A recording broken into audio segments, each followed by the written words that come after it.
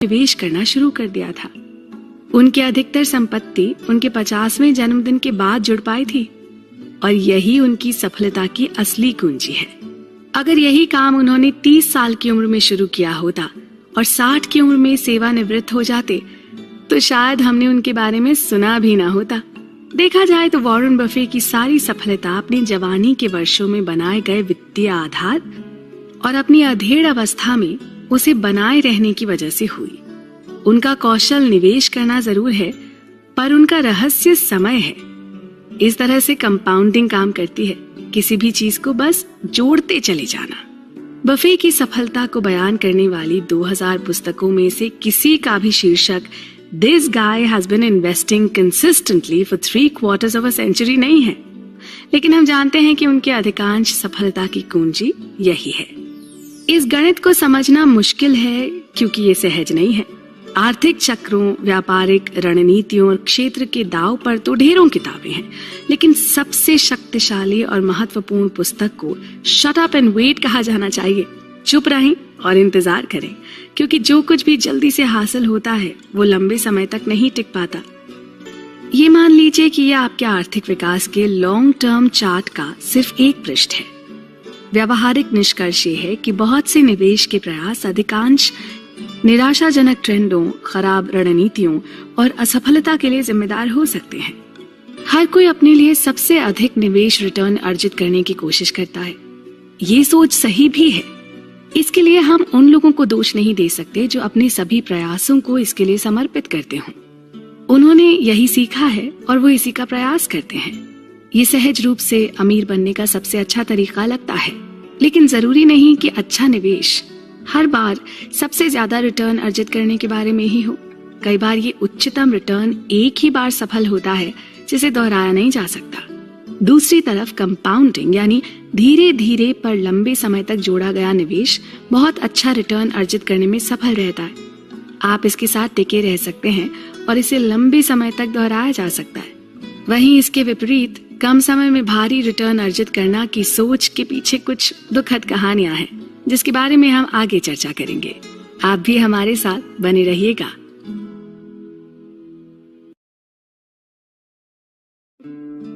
धनवान बने और बनी रहें।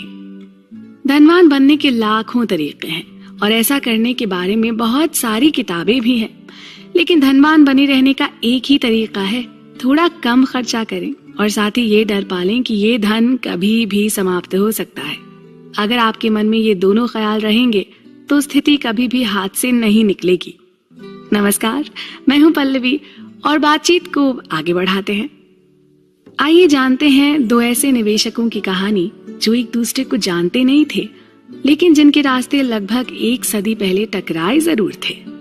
1877 में जन्मे जेसी लिवरमोर अपने समय के सबसे सफल निवेशक और व्यापारी थे। ये उस समय की बात है जब ज्यादातर लोग इस काम के बारे में जानते भी नहीं थे।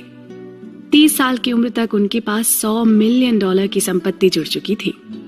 1929 के स्टॉक मार्केट क्रैश ने, जबकि ग्रेट डिप्रेशन की शुरुआत हुई, इतिहास में उनकी विरासत को और मजबूत कर दिया। लिवरमोर की पत्नी डॉरथी को सबसे ज्यादा डर तब लगा जब 29 अक्टूबर को वो घर लौटे। वॉल स्ट्रीट सट्टेबाजों की आत्महत्या करने की खबरें पूरे न्यूयॉर्क में फैल रही थीं। जाहिर है वो इन सब खबरों से बहुत परेशान थी।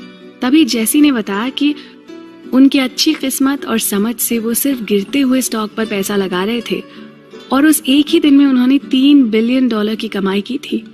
स्टॉक मार्केट के इतिहास के सबसे काले महीने में वो दुनिया के सबसे अमीर आदमियों में से एक बन गए थे। जब उनका परिवार इस अद्भुत सफलता का जश्न मना रहा था, वहीं एक और आदमी भयानक निराशा में डूबा वॉल स्ट्रीट की गलियों में अपनी किस्मत का रोना रो रहा था। एब्राहम ज़रमान्स्की एक करोड़पति रियल एस्टेट निर्माता थे, जिन्होंने बाजार की गतिविधियों को देखते हुए बढ़ते हुए शेयर पर बहुत सारा पैसा लगाया। उनका लगाया ये दांव असफल रहा। उनका सब कुछ बर्बाद हो गया और वो आखिरी बार वॉल स्ट्रीट की गलियों में अकेले भटकते नजर आए। वो दिन उनके जीवन का आखिरी दिन था। अक्टूबर 1929 की घटना ने जेसी लिवरमोर को दुनिया के सबसे अमीर व्यक्तियों में से एक बना दिया। इसने एब्राहम ज़रमान्स्की को बर्बाद कर दिया, शायद उनकी जान ले ली। लेकिन समय तेजी से बीता और ठीक 4 साल बाद इस कहानी ने एक नया मोड़ लिया। 1929 में किस्मत बदलने के बाद लिवरमोर ने आत्मविश्वास से भरपूर और बड़े बड़े दांव लगाए। इस बार किस्मत ने उनका साथ नहीं दिया और वो कर्ज में डूबते चले गए और अंततः उसी शेयर बाजार में उन्होंने सब कुछ खो दिया। बुरी तरह से टूटे हुए और शर्मिंदा वो 1933 में 2 दिनों के लिए गायब हो गए। दुखी मन से एक दिन लौट कर भी आए, पर उनका रास्ता तय था। लिवरमोर ने अंततः एक दिन अपनी जान ले ली। दोनों का समय अलग था, लेकिन ज़रमान्स्की और लिवरमोर एक जैसे ही निकले। दोनों ही अमीर बनने में बहुत अच्छे निकले और अमीर बने रहने में उतने ही बुरे थे। पैसा कमाना एक बात है, इसे संभाल कर रखना दूसरी बात है। सर्वाइवल यानी बने रहने के लिए एक अलग ही मानसिकता को वास्तविक दुनिया में लागू करना पड़ता है। और आप भी अपने लिए ये 3 गुर सीखें। पहला, अगर मुझे बड़ा रिटर्न चाहिए तो जरूरी